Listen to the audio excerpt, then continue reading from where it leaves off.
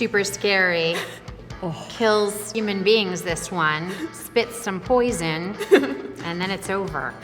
We'll see if this dinosaur makes an appearance in Jurassic World Dominion. Returns in the trailer. Oh, yes. Oh, that's right. Okay. Yeah. It's totally in our movie.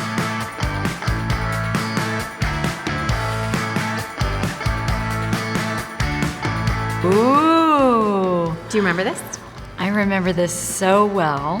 Sam Neill and I with the Triceratops from Jurassic Park, the first movie of our journey, all of us together. And I remember it so well because these animatronics were extraordinary and we did not see any puppetry. Wow. So when we arrived, there was this creature laying in this field, emoting and moving and asking for our help and breathing and tearing, and it just was amazing. These are dilated. Take a look. It's okay. I'll be damned. And then, as Samuel says, he saw 11 men come out of its butt.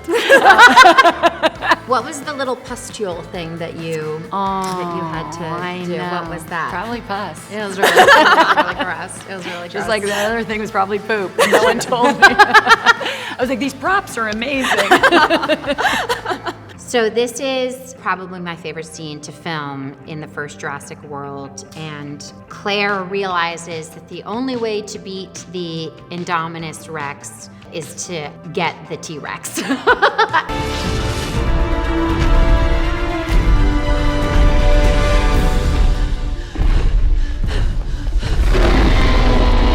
It was just one of those things where you're like, okay, I think this sequence is working. Like you could kind of feel it when it was happening. And all joking aside, I'm a very physical person and I actually love to run. No, that is an understatement. Bryce is a motherfucking action star. It is wild. It's wild to watch her. It's incredible. It's wild to watch.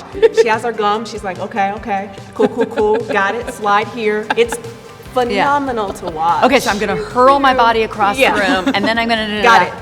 And then rolling. Before we get too far off of the stunts of it all, I mean, literally you're in the air, on land, and sea. So DeWanda, what was your highlight of the stunt work? I think I appreciate how much of it, like the dinosaurs, was practical. Like, obviously, it's my first blockbuster. I'm entering into this world, so everyone's like prepared to act with the tennis ball, and I just didn't. That was not my reality. I'm very thankful to say. That's true. So I think it just makes a huge difference when you have either the animatronics and the puppets there. And that ice lake scene was the first thing we shot. It was the first thing I shot. First production back during the pandemic. First thing we were shooting. It was DeWanda was the first person shooting when we came back from the pandemic. While it was happening. And yes, exactly. So, I took all that terror and I just put it into the work. Yep.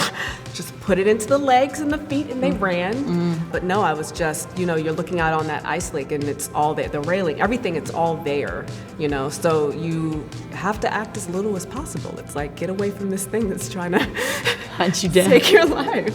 And then all the flying, but also the driving, just sequences, very, very, very, very cool. Yeah, it was very cool. And that was, I always got to shout her out. Naomi Schiff was my stunt driver in Malta. And that truck, it's not like they took a well-operating truck and put it on, put this truck on top of that truck. No. I do not know how she drove that thing. I tried to learn, stick shift or whatever in it, and it was very tricky. It was very tricky. Very tricky. So huge shout out to Naomi. She's a race car driver. Yeah, she's from the one. Oh, Blue. That's hilarious. There's Blue. Blue got off Laura's hand. Such a shame. I know, that was tragic. So I thought she was a delight. Yeah, Blue's a real blast. Something that I'll say actually is when we were doing Fallen Kingdom, I just kept saying throughout, I was like, I just want Blue to have a baby. Like, we just need baby dinosaurs. We need more baby dinosaurs. Please, more baby dinosaurs. I literally wrote a memo.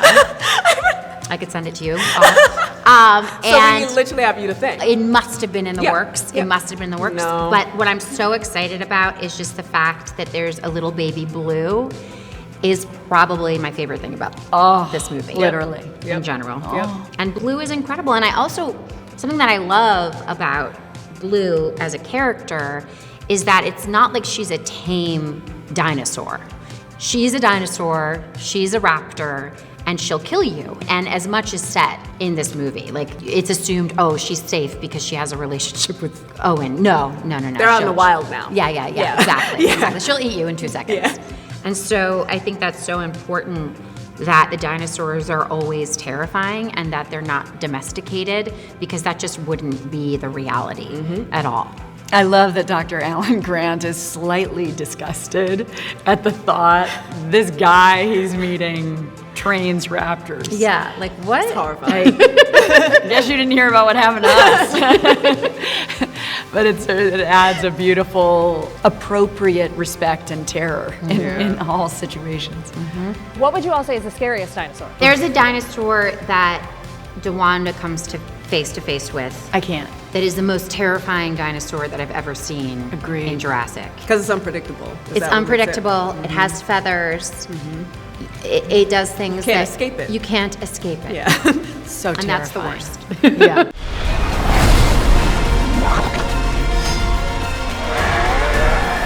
That can't be right. Oh, yay! So this is what I like to call our bad boys moment. You know? Everything you see here, these angles, the like turnout of the wrist, that's all Chris Pratt. He's in I said, action. teach me your ways. He knows them all. And now we do. And now we do. So yes. amazing. Chris would warm us up, like Yes. before we were needing to run and stuff like that. He'd be like, okay, let's do a warm up together. And he was like, Okay, squats now. Stretch those hamstrings. Yeah. Where were you when that image got released to the public, when people finally got to see their first look at you in Jurassic World? I was in the comfort of my own home, which is the best. It's my favorite. So I knew the image was coming out. You know, I didn't know what context, and I didn't know necessarily like how. But I think the most overwhelming thing, obviously, is the response. Like these fans, like Jurassic fans, it's kind of a very pure fan base, you know? Yeah. Maybe it's the love of dinosaurs, but everyone wants to see you win, and that's not really, I don't think that's common. They're just like, we can't wait to meet her. We don't even know her name yet. Like they don't, you know, it's just, there was just this rush of a welcome. will you talk a little bit about your character? So Kayla is it's probably gonna be career defining. She's amazing, she's resourceful, she's witty. She's also very laid back. Like I think in terms of Black female superheroes, to see one who is as like laissez-faire as Harrison Ford, it's gonna be amazing. It is amazing. Look at us. My God. This is from the camera test. Look at, we're babies. Oh my goodness, you Look children. at you guys. So yes, at the camera test for Jurassic and figuring out what levels of dirt contour, as I like to refer to it as, really, Was really, that really fun. you meeting at that time, or did you guys know each other previous? We didn't really know each other, but I was on the red carpet with my dad for the Golden Globes. Chris showed up, and I was like, oh my gosh, I'm so excited to work with you. And my dad took a picture of us, and then he tweeted the 2 stars of Jurassic World meeting for the first time, and Chris had not been announced yet. And I was like, That's amazing. I was like, Dad. Dad. And he was so embarrassed. He was like, is Steven gonna be mad at me? That's And hilarious. what You're we- like, you know how this works, right? Exactly. What we Her didn't dad, know. he's a big fan of the movies. My He God. doesn't know how it works. Oh my God, he just gets too excited. Can't take him anywhere. But the thing that was amazing was at the time, Chris had been cast, but was trying to navigate how he was going to do the movie with Guardians of the Galaxy press, because Guardians hadn't come out yet. Got and he it. had filmed it. And then when my dad tweeted it, it made it a sure Yep. thing. Yep. So That's Colin was like, I'm amazing. actually not very mad about It's like, this at "Thank all. you." Like, now we have Chris Pratt in our movies. Well, God creates man. Man destroys God. Man creates dinosaurs. Dinosaurs eat man. Woman inherits the earth. God bless everyone involved who allowed this True. to be in a movie, because that's what it felt like at that time. Yeah. It felt like we got away with something, and now where this franchise is thanks to these goddesses. You delivered the out of that Yeah. line. I do remember the feeling of it being a great opportunity, particularly in something that feels like and is presented as an action movie. And even more so even though it feels like such an iconic line.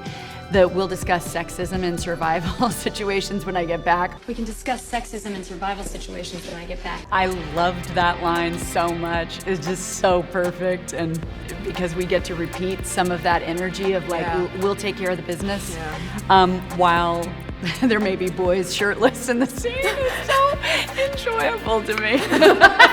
It's like she's like, I'll be over here and take care of stuff. You lay back and rest yourself. You look hurt. You look injured and all oiled up. So this is Laura in the first Jurassic Park. The color palette. It just In the fit same me world. of all the choices. It just fits me. It just happened to be the only tank top we had, and Look at you. I mean, these are favorite costumes at Halloween. So there are certain aspects that you're not going to return to, and others that you're willing to, possibly. Because I might have been in shorts too. But. This is just the coolest. All of my hairstyles in Dominion are an homage to Dr. Ellie Sattler in the first movie in Jurassic Park. I think I can speak for all of us. It's everything you dream of, you know, and wanting to be a storyteller. That not only is it relatable, but that it's impactful, and particularly as women, get to tell stories that we are supporting the truth. Stephen and the amazing Kathy Kennedy, our producer on the first film, and all the storytellers that came together to begin what has become now this legacy of a franchise, deeply in their own way wanted to make sure that human beings were represented in all their complication, in all their beauty, in their diversity ultimately. And it's grown with audiences longing to see themselves in movies. And that's a gorgeous thing and super badass. So I feel really privileged to be sitting with these two women getting to tell these characters' stories now.